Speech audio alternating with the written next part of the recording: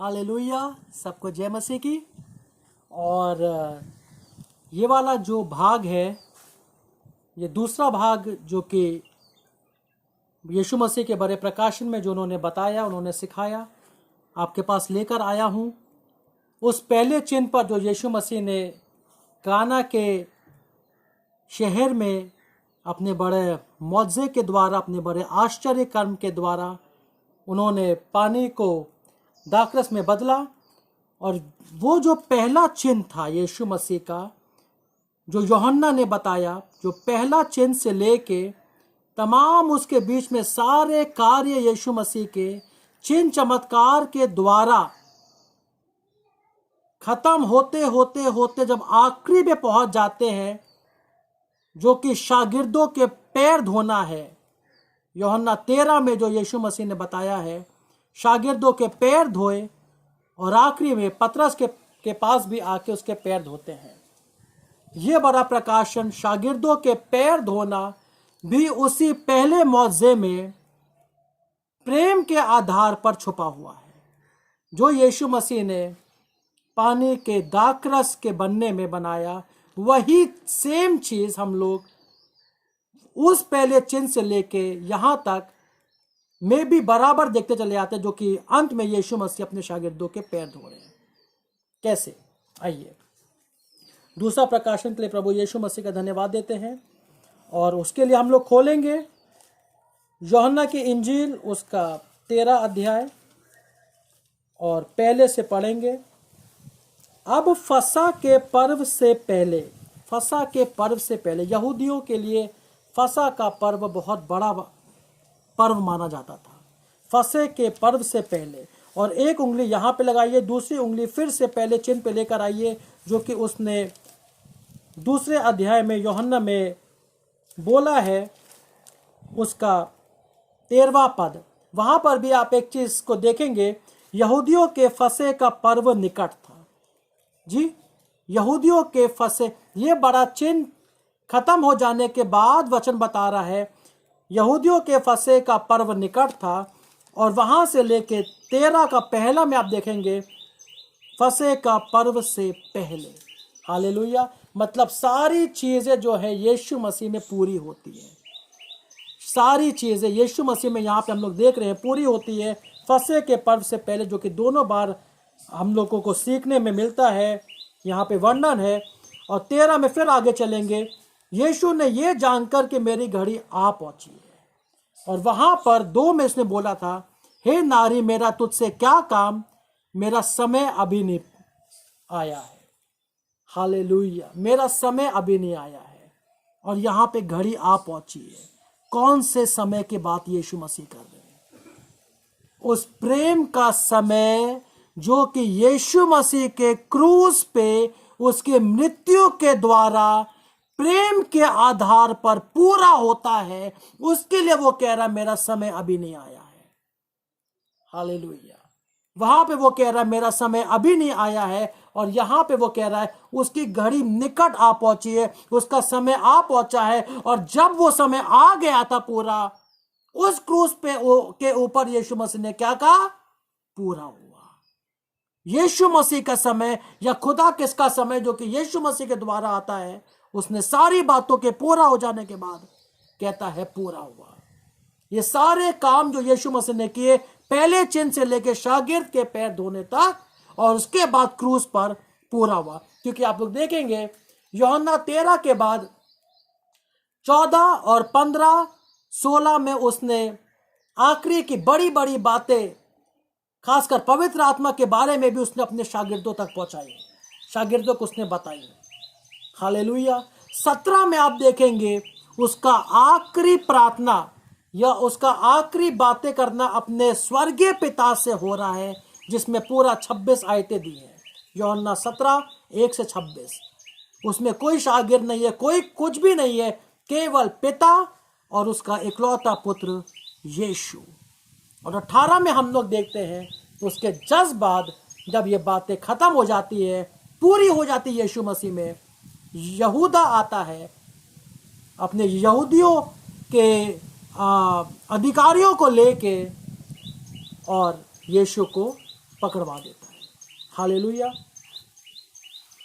13 के 1 में फिर से आएंगे यूहन्ना के। यीशु ने यह जानकर कि मेरी घड़ी आ पहुंची है, मेरी घड़ी आ पहुंची है कि मैं जगत को छोड़कर पिता के पास जाऊं, तो अपनों से जो संसार में थे जैसा प्रेम करता था, उनसे अंत तक वैसा ही किया। 2 में आइए।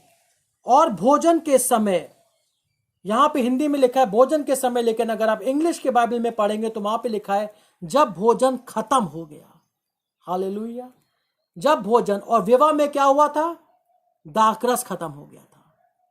हालेलुया। वहां पे दाखरस खत्म था, और यहां पे वचन बता रहा है जब भोजन खत्म हो गया, जब भोजन खत्म हुआ, तब शैतान पहले ही से शमौन के पुत्र यहूदा इस्करियोती के मन में यह डाल चुका था कि वे उसे धोखे से पकड़वाए।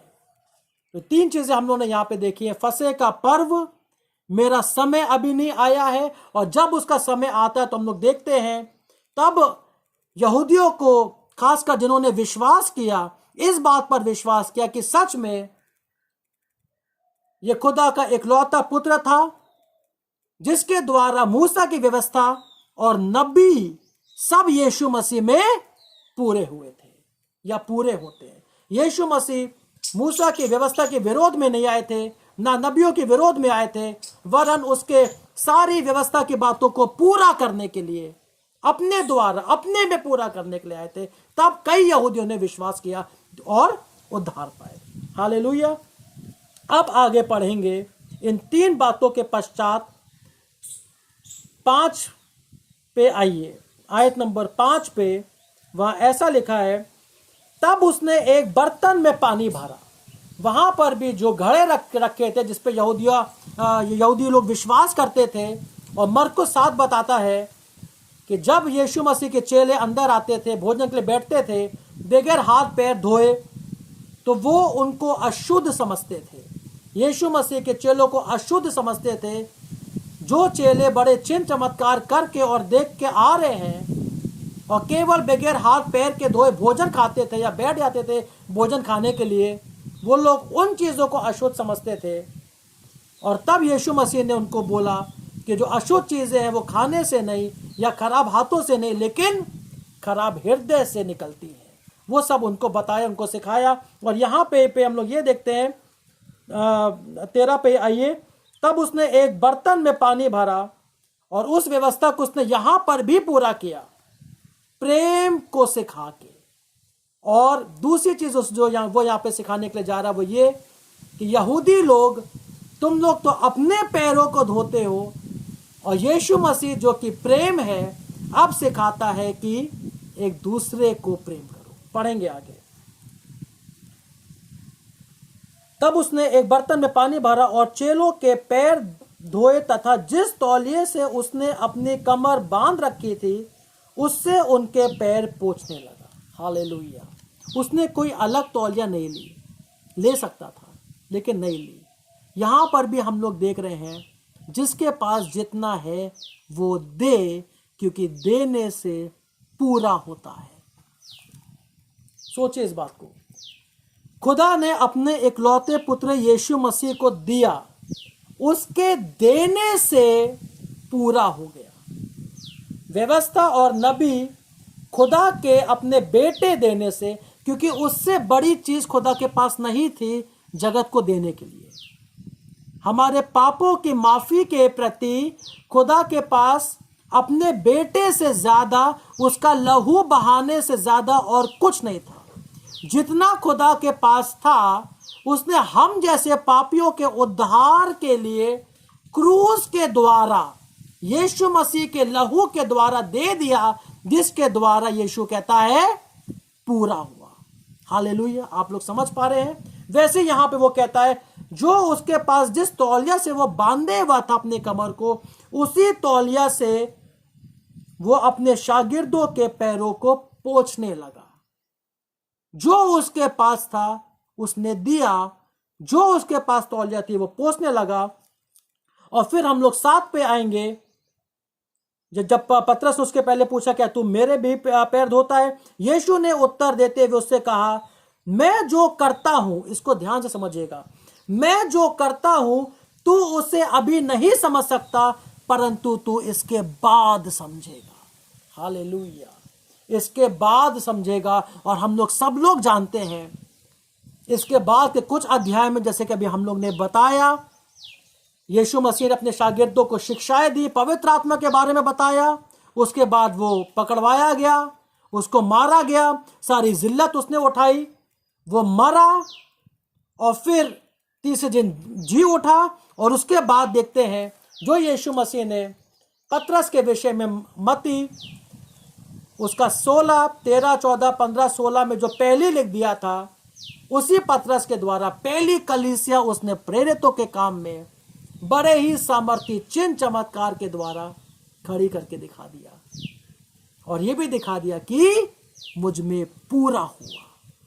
हालेलुया, वो प्रेम जो है यीशु मसीह का गापे प्रेम पूरा हुआ। हालेलुया। फिर से आएंगे, 7 पे पढ़ेंगे, मैं जो करता हूं तू उसे अभी नहीं समझ सकता, परंतु तू इसके बाद समझेगा। और इसके बाद बात होते होते 12वीं आयत पे आएंगे, और जब वे उनके पैर धो चुका और अपने वस्त्र पहनकर भोजन करने बैठ गया, तो उनसे कहा, क्या तुम समझे कि मैंने तुम्हारे साथ क्या किया है? ये है पूरा व्यवस्था पूरा हो गया। उसी पानी, उसी घड़े, उसी के आधार पे यीशु मसीह ने कहा कि वो लोग जो केवल अपनी सेवा करते थे और लोगों को तुच्छ जानते थे और लोगों को हीन भावना से देखते थे, बड़े बड़े अपने आप को फरीसी और शास्त्री कहते थे और लोगों को बड़ा तुच्छ और नीचे निगाह से देखते थे, यहाँ पे यीशु मसीह ने सारी चीजों को उनके विरोध में बोल के, उनके विपरीत में बोल के, सारी चीजों को उसने प्रेम से ढाक दिया। और मसीह का वचन ये बताता है कि प्रेम जो है बड़े बड़े अपराधों को, बड़े बड़े पापों को ढाक देता है। हालेलुया। आगे पढ़ेंगे, वस्त्र पहनकर भोजन करने बैठ गया, तो उनसे कहा, क्या तुम समझे कि मैंने तुम्हारे साथ क्या किया है? तुम मुझे गुरु और प्रभु कहते हो, तुम ठीक ही कहते हो। हालेलुया। लेकिन ये जान रखिए, ये शागिर्दों से कह रहा है। फरीसी और सदूकी अपने आप को, और जो बड़े बड़े जो अपने आप को शास्त्री समझते थे, जो कि धर्म के पाठ पढ़े हुए थे, वो लोग अपने आप को प्रभु कहते थे, जो कि नहीं थे। यहाँ पे यीशु मसीह किनका प्रभु है? उनके चेलों का। और वहां पे वो कह रहा है, तुम मुझको प्रभु और गुरु कहते हो, बिल्कुल सही तुम कहते हो, क्योंकि मैं वही हूं। यदि मैंने प्रभु और गुरु होते हुए तुम्हारे पैर धोए, तो तुम्हें भी एक दूसरे के पैर धोना चाहिए। हालेलुया। तुम्हें भी पैर धोना चाहिए। ये फरीसी और सद्दूकी के बिल्कुल विरोध में, बिल्कुल विपरीत में था। वो लोग तो नीचा देखते थे, और जब यीशु मसीह आया, जो कि केवल अपने लोगों का वो प्रभु कहलाता है, तो वो ये शिक्षा अपने कलीसिया को, अपने दासों, अपने सेवकों तक पहुंचाता है कि यदि मैं तुम्हारा प्रभु हूं और यदि मैं तुम्हारा गुरु हूं, तो जो काम मैंने गुरु और प्रभु होके किया, हालेलुया, वही काम तुमको भी एक दूसरे के साथ करना पड़ेगा। Full stop. कोई और चारा है ही नहीं। और इसीलिए आप देखेंगे यीशु मसीह ने फिर 13 के 34 में, अगर आप मेरे साथ आए, वहां पे बोला है, मैं तुम्हें एक नई आज्ञा देता हूं कि तुम एक दूसरे से प्रेम रखो। जैसा मैंने तुमसे प्रेम रखा है, वैसे ही तुम भी एक दूसरे से प्रेम रखो। ये यहां पे जो उस समय के यहूदी लोगों की जो प्रथा चलती थी, वहां पे नहीं था। यीशु मसीह ने उन सब को खत्म करके एक नई शिक्षा, नई आज्ञा के तहत अपने शागिर्दों को बता दिया है कि तुम ऐसा ही करो। फिर 14 के 15 में हम लोग देखते हैं, यदि तुम मुझसे प्रेम करोगे तो मेरी शिक्षा को मानोगे। यदि तुम मुझसे प्रेम करते हो तो मेरी शिक्षा को मानोगे। 15वें पद पर आइए, 13 के 15, क्योंकि मैंने तुम्हें नमूना दिया है कि तुम भी वैसा ही करो जैसा मैंने तुम्हारे साथ किया। मैं तुमसे सच सच कहता हूं कि दास अपने स्वामी से बड़ा नहीं, और न ही भेजा हुआ अपने भेजने वाले से बड़ा होता है। फिर से हम लोगों को वही विवाह की बात याद आ रही है। उसमें भी क्या था, यीशु मसीह ने दासों को चुना अपना बड़ा मौजज़ा करने के लिए, अपना बड़ा चमत्कार करने के लिए। सोच के देखिए, शादी तो किसी और की थी, जिम्मेदार कौन था उस शादी का? हम लोगों के यहाँ जो शादियाँ होती है, खाने पीने का, भोजन का जिम्मेदार कौन होता है? दूल्हा या दुल्हन, उसके माँ बाप होते हैं। जो जो जो वहाँ का स्वामी होता है, जो केटरर होता है, वो लोग जिम्मेदार होते हैं। लेकिन यहाँ पे तो कहीं भी उनके उनके उनकी कोई जिम्मेदारी दिखाई दे नहीं रही है, जबकि दाखरस खत्म हो गया था। ऐसा लग रहा था कि सारी जिम्मेदारी तो यीशु की माँ की है। और क्योंकि यीशु की माँ अपने पुत्र यीशु मसीह को अच्छे से जानती थी और स्वर्गदूत उसको सारी बातें बता चुका था, उसी यीशु की माँ ने जब यीशु को बोला और उसके दासों को बोला, हम लोग देखते हैं दासों के द्वारा इतना बड़ा कार्य हुआ। वही वो यहाँ पे बोलता है, मैं तुमसे सच कहता हूं कि दास अपने स्वामी से बड़ा नहीं और ना ही भेजा हुआ। वो लोग भी गए, वो लोग भी भेजे गए यीशु मसीह के हाथों के द्वारा, उस दाखरस को लेके भेजे गए उस विवाह के स्वामी के पास। और जब उसने चखा, कहता है कि ये तुमने कहाँ रखा हुआ है? वैसे वो कहता है, यदि तुम इस तरीके से और हमारे कहने पे चलोगे तो यहाँ पे है कि दास अपने स्वामी से बड़ा नहीं और ना ही भेजा हुआ अपने भेजने वाले से बड़ा होता है। हालेलुया। परमेश्वर का बहुत धन्यवाद देते हैं इस वचन के लिए। यहाँ पे हम लोग देख रहे हैं कि यीशु मसीह का अपना शागिर्दों के पैर धोना और पतरस के पैर धोना और उसके बाद उनको गुरु और प्रभु कह के बताना अपने बारे में और प्रेम की बात बताना, ये पूरा पानी को दाखरस के बदलने में पूरा होता हुआ दिखाई देता है। प्रेम के द्वारा पूरा दिखाई देता है। हालेलुया। परमेश्वर का बहुत धन्यवाद देते हैं उसके सुंदर, उसके अनमोल वचन में। और फिर से अगर आप आखिरी पद में देखेंगे, यूहन्ना 2 पे अगर आप फिर से आ जाएं,